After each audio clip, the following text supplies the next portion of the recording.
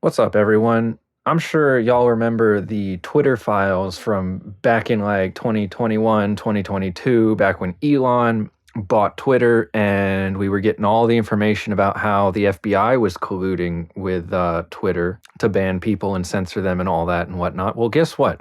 Guess what? The Twitter files have continued some more. And now seems to be that we actually have evidence and proof that the CIA is also involved in that as well. So Michael Schellenberger had a whole tweet thread about this, calling it the Twitter files, although this is a little bigger than that. So let's get into it. The Central Intelligence Agency, CIA, is the most famous of the 18 U.S. government agencies that comprises the intelligence community, IC, of the United States of America. Unlike the Federal Bureau of Investigations, FBI, the law strictly prohibits CIA employees or contractors from spying upon or running clandestine operations against American citizens on U.S. soil. But now, a new Twitter Files investigation reveals that a member of the board of trustees of the CIA's mission-driven venture capital firm and ostensibly former IC and CIA analyst were involved in a 2021-2022 effort to take over Twitter's content management system. The effort also involved a longtime IC coordinator and senior Department of Defense R&D official who spent years developing technologies to detect whistleblowers, insider threats like Edward Snowden and WikiLeaks leakers. The proposed head of the DHS's aborted disinformation governance board, Nina Jankowicz, who aided U.S. military and NATO hybrid war operations in Europe. I'm sure everybody remembers that wonderful witch of a woman, Nina Jankowicz, that Joe Biden put in charge of the Ministry of Disinformation. If that doesn't sound Orwellian, then I don't know what is. Jim Baker, who, as FBI General Counsel, helped start the Russiagate hoax, and as Twitter's deputy general counsel urged Twitter executives to censor the New York Post story about Hunter Biden. So yeah, the more and more time seems to go on, the more all of these so-called coincidences seem to all be lining up together. It's almost like the conspiracy theorists were right all along, and it's just taking us enough time to finally get the proof to where we can prove that the conspiracy theorists were actually the ones telling the truth. Reading stuff like this just makes me feel like I should go make myself a tinfoil hat because I saw all this as it was happening, and I was like, yeah, no, you're not pulling a fast one on me. This is pretty obvious what's going on here. They're all involved. It's not just the FBI. Of course, it's CIA too. Anyways, these existing former IC employees, contractors, or intermediaries weren't satisfied with simply controlling Twitter. They also wanted to use PayPal, Amazon Web Services, and GoDaddy in a totalizing effort to deplatform, demonetize, and excommunicate from the internet entirely those individuals that the ICAI deems to be a threat. Yeah, that's right. They're going to take away your right to purchase the URL for a website through GoDaddy. Then they're going to prevent you from hosting said website on Amazon Web Services. Then they're going to prevent you from collecting money on your website through using PayPal. And then they're going to prevent you from advertising about your company on Twitter. It's almost like they've monopolized people's ability to get information out on the internet, because if you control all of these individual companies and services, then you literally control someone's ability to access the internet. There's much that we still do not know about the effort. We do not know if officials within the CIA or any other IC organizations ran the operation. It is possible that the only individuals involved in the effort were the ones we discovered, and none of the individuals involved responded to our request for information except for one. But thousands of pages of Twitter files and documents contained therein paint a clear picture of an organized operation by existing or former IC employees and contractors using well-established IC tradecraft to take control of Twitter's content moderation. Our investigation comes at a moment when governments and intelligence agencies around the world are stepping up their efforts to monitor and censor their citizens. It is thus It thus has large implications for policymakers and the public in Western nations that look to the U.S. and model for free speech and citizen control of the military. This is a joint public racket investigation. The authors are Schellenberger, Matt Taibbi, and Galaxy Brain. As always, the only condition we agreed to in publishing this was to first publish on X. At the end of this thread, we explain why and how this investigation began. Here we go, ... And yeah, that was just the intro, ladies and gentlemen, okay? Because there is a boatload of information to get into here. I'm not even going to be able to cover all of it. We're just going to skim the top of the barrel, literally take the tip of the iceberg here as a metaphor, and just dip our toes into this pool of government corruption and abuse of power.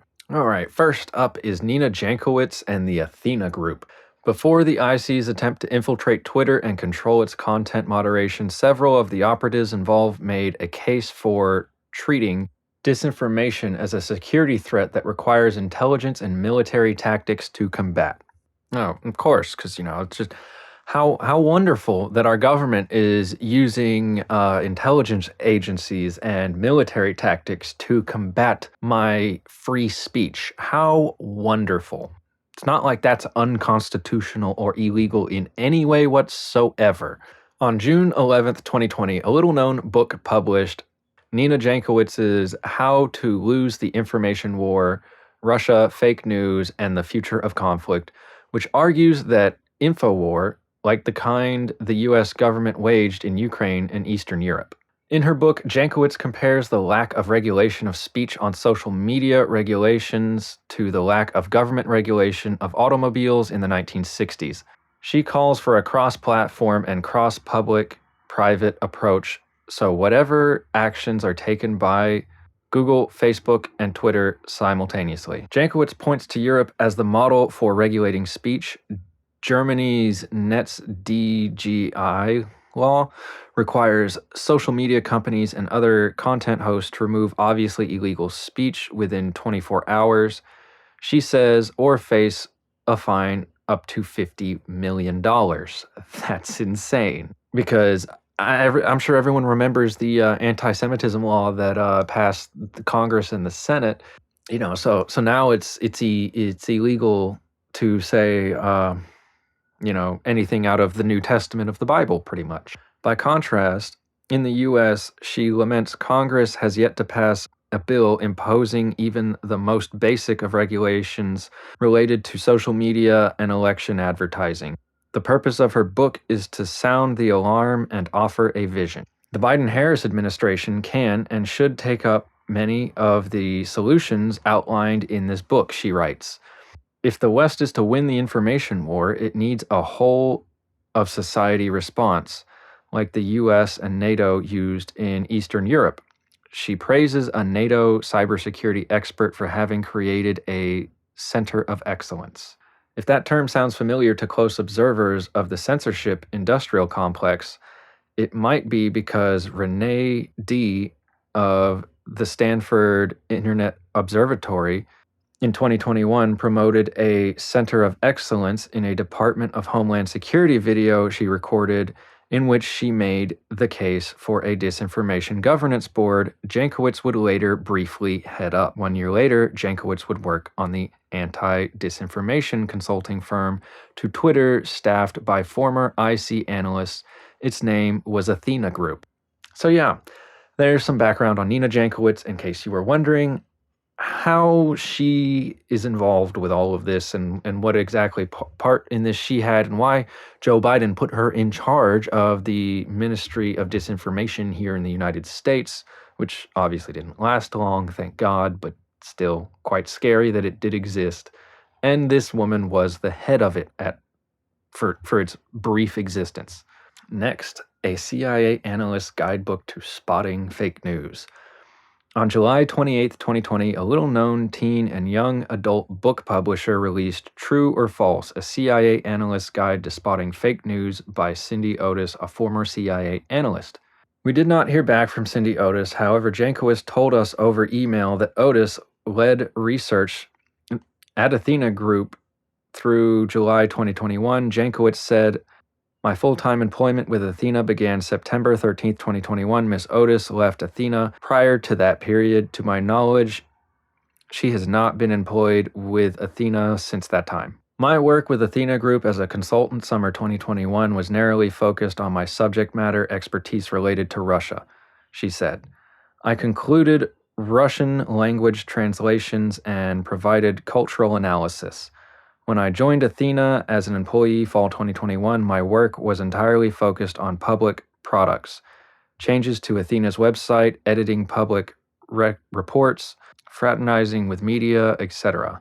But that claim contradicts Athena's statement of work contract with Twitter, which lists her as technical research director for work relating to Twitter's management of misinformation during the 2020 election, and specifically a retrospective analysis of how then President Trump or other key figures may have violated Twitter's policies or otherwise leveraged the platform in a way that may contributed to key events. Athena Group founder Lisa Kaplan told us that Jankowicz was never given the title Technical Research Director. That is a reference to a labor category for a contract. Added Kaplan, "We respect client confidentiality and do not discuss relationships with our customers. In reviewing Nina's timesheet, she did provide support to the client that I cannot disclose. However, I can confirm that while she was employed as the director for external affairs, Nina never conducted work at Athena on behalf of Twitter." When shown the statement of work listings her as a supplier personnel, Jankowicz said, "I have never seen this document before. A statement of work is generally a speculative document that informs clients of potential staffing and work plans. They're usually crafted to allow contractors a degree of flexibility in implementing by listing staff, even if they're not assigned to a particular project in case they might do future work for that project. I assume this is what happened in this case." In fact, the statement of work between Athena and Twitter was a formal contract between the two firms, signed by Athena's founder and CEO and Twitter's senior director and associate general counsel. And the contract specifies any changes to the above listed personnel must be approved by Twitter in writing. There is no record in the Twitter files of any chance to personnel. Jankowicz added, "Ms. Otis and I were friends and colleagues prior to my short stint there and remain friends and colleagues. Yes, I knew Ms. Otis had worked, emphasis on the past tense, at the CIA. That does not constitute a relationship with the intelligence community." In the acknowledgments to True or False, Otis thanks someone named Peter Mudge, who also blurbs her books, which he calls a guidebook to learning from the past with actionable solutions to help you save our future. Moving on July 9th, 2020, Kaplan records a podcast on the next iteration of warfare. She says, "Disinformation will become the next iteration of warfare. The government should identify vulnerable populations." Yeah, that was published in the New York Times. Then there was some kid who hacked Joe Biden's, Obama's, and Elon Musk's Twitter account and posted a Bitcoin scam on all their Twitters. And yeah, that kid was caught, obviously. Then on December 20th, 2019, Elvis Chan, the FBI's liaison to social media companies, emailed a Twitter executive, "My colleagues at the Fort had a query for you." The Fort is IC slang for Fort Meade, Maryland, where the National Security Agency, NSA, the IC agencies focused on spying through signals intelligence, is located. Then, on January 7th, 2021, the day after Capitol Hill riot, Zatko makes his first big recommendation to Twitter executives: hire the Athena Group. "I feel an external investigation may be quite valuable," said Zatko over the company's Slack messaging. "I'd recommend Athena Group for the disinformation angle." And then obviously Twitter authorized Zatko to do so, and then they hired the Athena Group to head up their disinformation, which the Athena Group is basically the people who are the reason Twitter sucked so bad from 2020 on. until Elon Musk bought it, pretty much. Then the next thing is this CIA venture capital firm called In-Q-Tel. Basically, they provide a bunch of proof and documentation showing that In-Q-Tel is essentially a CIA front business. Then the Twitter tried to, disrupt. Then the Athena Group, through Twitter, tried to disrupt the quote-unquote "Stop the Steal" narrative from spreading on Twitter that happened after the 6th of the first month of the year. You guys all know what I'm talking about. Then, more vigorous content moderation. Before Athena shares its full recommendations, Zatco pushes for more government-linked censorship. On March 24th, 2021, Zatco emailed a 12-page report, recommendations to the Biden administration on regulating disinformation and other harmful content. Then they expanded their formal and informal partnerships with Amazon Web Services, GoDaddy, and PayPal. On April 20th, 2021, a Twitter attorney emails a 32-page document entitled Athena Group Recommendations. It says Twitter has an opportunity to become the industry leader. Then Athena proposed that Twitter outsource content management and moderation to it or one of its allied organizations, perhaps SIO.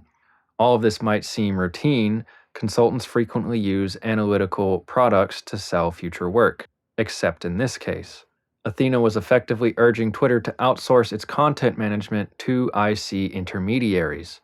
Then, on February 21st, 2022, at Colby College, Athena's Kaplan again promotes an aggressive censorship vision, including punishments for people who spread misinformation, and says we have to trust election rules. I think we can get to the point where the government's doing everything that we think it can do within our comfort zone as a democracy, she says, but I think that we will need private companies to step up. Kaplan says free speech threatens democracy. I continue to be concerned about what it means that our segment of the population doesn't buy into our democratic system. And so putting policies aside, when we're talking about democracy, we have to trust it. We have to trust the rules and the system that are governing us. Kaplan later says 20% of Athena's business was with the government. Yeah, basically the owner, CEO, and founder of the Athena Group doesn't believe in freedom of speech and says that it frightens her that people are allowed to think things that she disagrees with. And finally, I'm going to end it here, even though this is not where the tweet thread ends. We're barely even halfway through, ladies and gentlemen, and I just skimmed through most of that. We didn't even read all of that, but I think everyone gets the idea, and I don't want to make, a 30-minute video about this. I don't think anyone's going to care to listen to me talk for 30 minutes about just reading articles, so we're going to end it with this one right here. Twitter can't afford to be the world's most influential websites, or one of the world's most influential websites. The news media lavished praise on Zatco and used his denunciation to demand a greater government regulation of the company. Twitter can't afford to be one of the world's most influential websites, declared The Washington Post. The audit reported by Athena Group, a company that fights disinformation threats, wrote the Post approvingly, confirms that since depicting a company overwhelmed by well-orchestrated disinformation campaigns and short on engineering tools and human firepower while facing threats on par with vastly better financed Google and Facebook. Other advocates of censorship chimed in to support Zatco. And yeah, that's just, a slight glance as to how the CIA, FBI, NSA, and basically the United States government manipulated the 2020 election cycle, and not only the election, but they're also still doing it. They're going to try and do it again in 2024, guys. And the craziest part about this is if Elon never bought Twitter, we would never have found out about this. We would never have all of this proof to prove that the government has been manipulating everything all along from the beginning.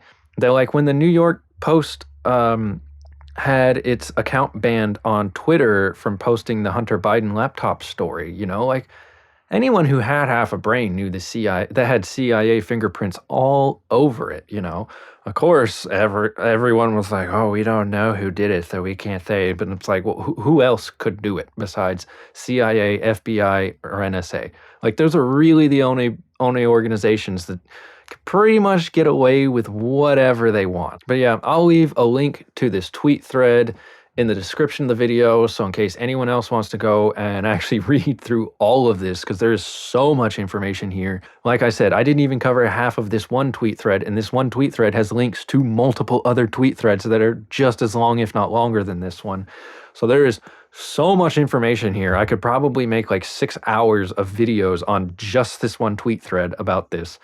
There's so much here, guys. But yeah, let me know down in the comments what you guys thought of this. Do you think the CIA is controlling everything on the internet, trying to strong arm all free speech outlets into doing their bidding and banning people they dislike? Or are you an NPC clone and you believe the message the CIA is beating us all over the head with?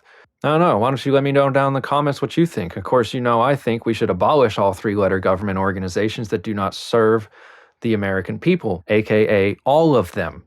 Every single one. I want them all gone. Because as far as I'm concerned, everything we've seen in the past few years, I would personally consider treason.